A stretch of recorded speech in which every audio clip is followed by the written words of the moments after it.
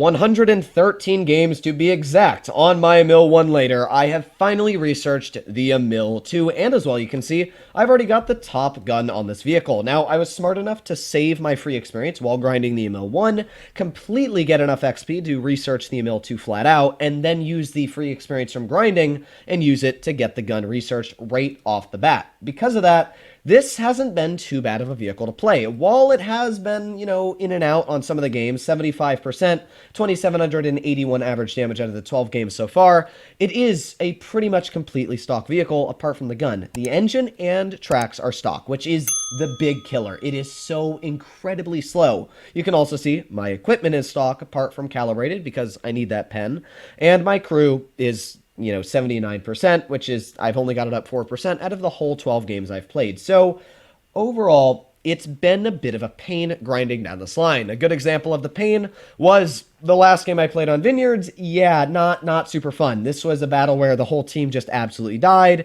Tier 10 tank destroyers and mediums dealing less than 1,000 damage. Yeah, not too great, and I just got instantly killed, so yeah, and one thing I wanted to point out in today's video is the fact that we've all been told a lie. Now, I don't know where this myth started, but I've actually been spreading it as well because I was told by many people, including some YouTubers, that there is a matchmaker on RU that only lets you play against people with 5,000 games once you're in your 5,000 bracket. So once you've passed 5,000 games, you're able to play with people way more than 5,000. However, that's not true because you can see right here that on the enemy team and my team, this guy's got 8,000 games. I have 300, but the Girl 15's got 10,000 games. The FE2 and 5B183's got 43,000 games. The 50 has 5,000 games. The Conway, 18,000. The 62A, 35,000. Like, I can just keep going here. 5,700. This guy's got 14,000, and as well, the standard B has over 5,000. So what that's proving, clearly, is that the 5,000 matchmaker myth is a lie. There is no such thing, to what I'm aware, as a special matchmaker for players on RU,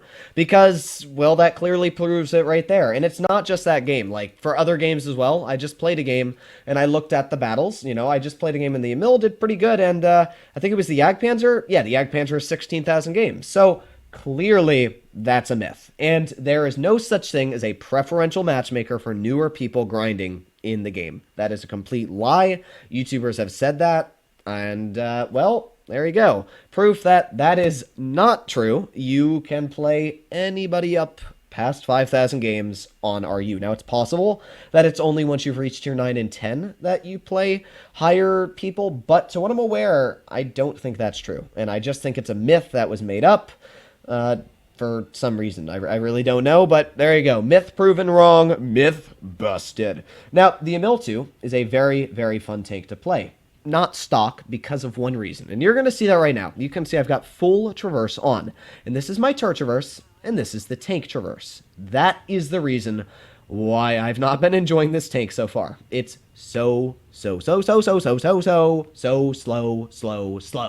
It is incredibly slow on the stock grind, and that is a pain because I don't have the ability to run the speed boost, judging that I don't want to blow through my credits and lose a game and lose 30,000 credits. So because of that, it is so unbearably slow, just like the Emil when grinding at stock. Even the fully upgraded Emil was quite slow. And that's one of the biggest issues with the Emil 2 and the Kron line is that until you've gotten them fully upgraded, they are very slow tanks. Now we've got the Emil 2 off to the side, and oh wow, he just lost a big chunk of his HP. Come on, drive, go. Okay, I've made it over the hill. And then oh no, he's over here. He's probably going to be like the only tank over here as well. Oh wait, we got a Ferdinand. Aim and fire. Wow, the fact that that hit actually really surprised me. Come on, this one going to hit too? Yeah, look at that. Magical RNG. Those should not have been hitting, but you know what? I'll take it. Can't complain. Now, the nice thing about the Emil is the auto-reloading capabilities. As I always say, auto-reloaders are very strong in the fact that you're reloading each shell as you're not shooting. So this is a perfect example here. I'm not currently shooting my gun, and because of that, I'm reloading my shells back into the clip. So in 2 more seconds, I will have all 3 of my shells loaded in, and then we can aim in on this Ferdinand over here. There's one nice penetration into him, and he's dead. There you go. And then we can aim in on a vehicle like the Pantera over here with that 3rd shell we've reloaded and tap a nice shot into him. So with that, we've dealt about 1,000 damage to the enemy team. And now I can act like a single-shot vehicle, shooting at the enemy Pantera, like so. That is where this vehicle can be extremely strong. And that's where I love auto-reloaders, is the ability to do that there. We're sitting at already 2,200 damage, and in this time that I'm not able to shoot at the enemy Emil 2, I'm reloading the clip once again. So all I need to do is drive up this hill and start reloading that clip, and again, I'll be able to shoot pretty dang easily.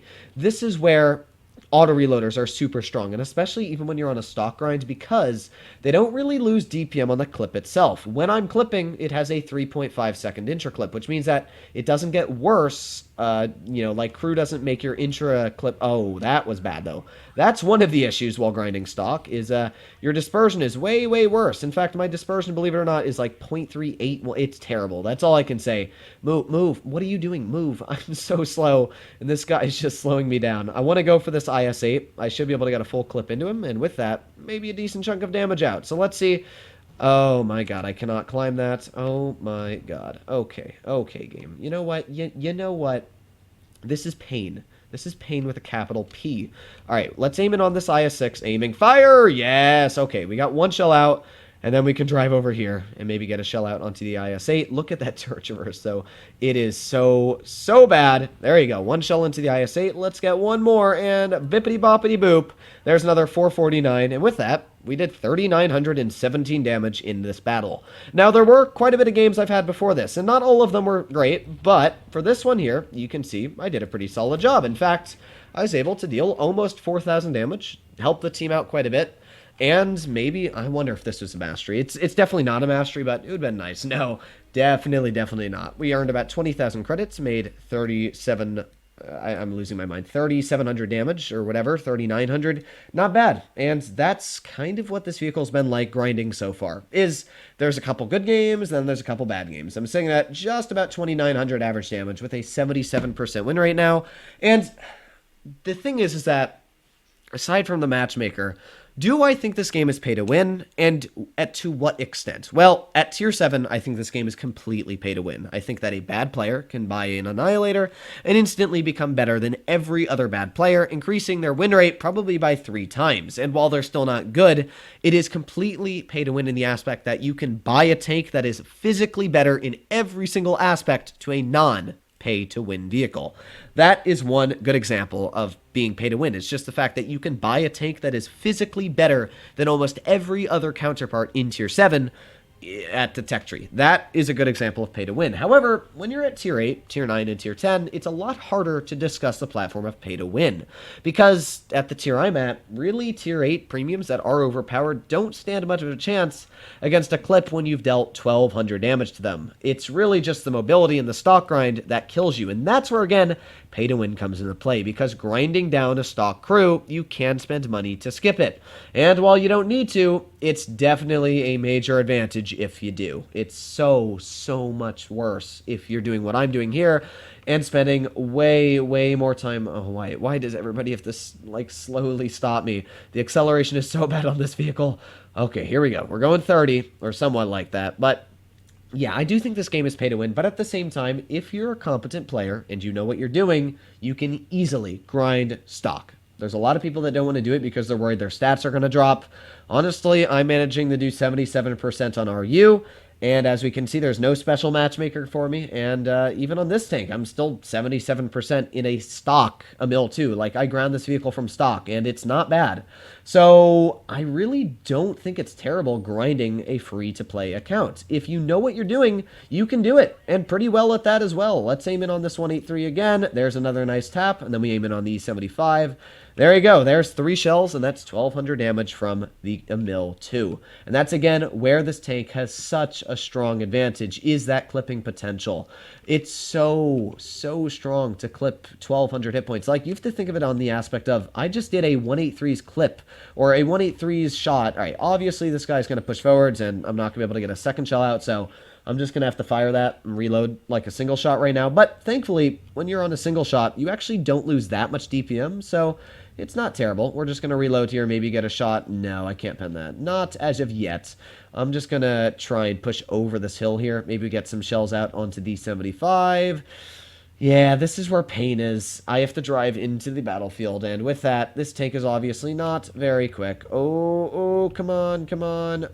Fire! There's one shell and reload, reload! Fire! There you go, 2 shots into the 75, and with that, 2,300 damage. So again, not doing bad. I'm always going to push my tank to the hill there, and because of that, you can see pushing to the hill always gives you really, really strong advantages over enemy tanks.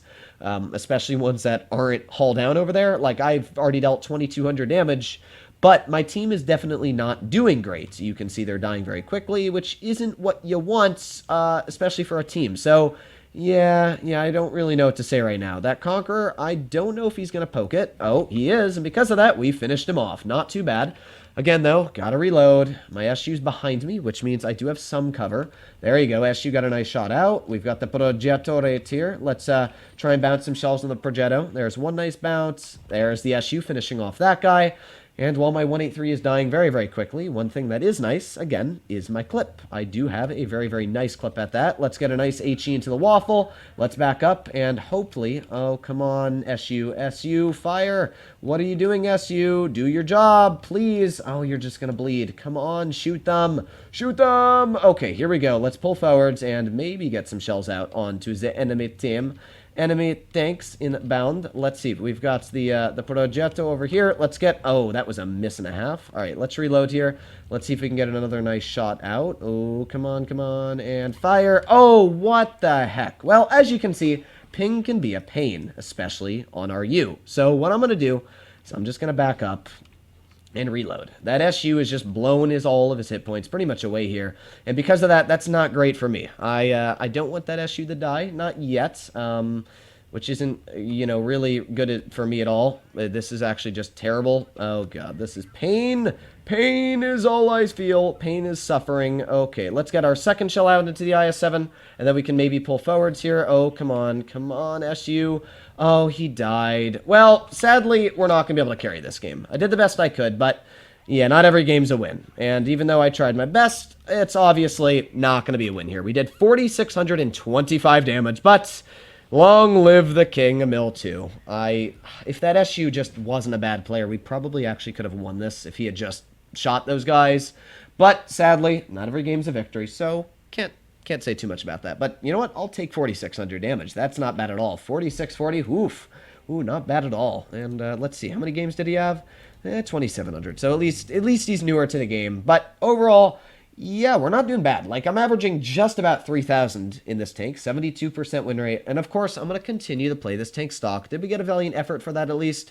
Wow, not even a valiant effort. That kind of sucks, doesn't it? But I'll be continuing to grind this vehicle. I'm going to try and get the tracks first, because I think those are going to make a bigger impression, and I'll let you guys know how the grind is as I'm playing. Obviously, if you want to see more videos like this, please consider smashing that subscribe button down below. But other than that, stay happy, stay healthy, and I'll be seeing you in the next one. Bye-bye!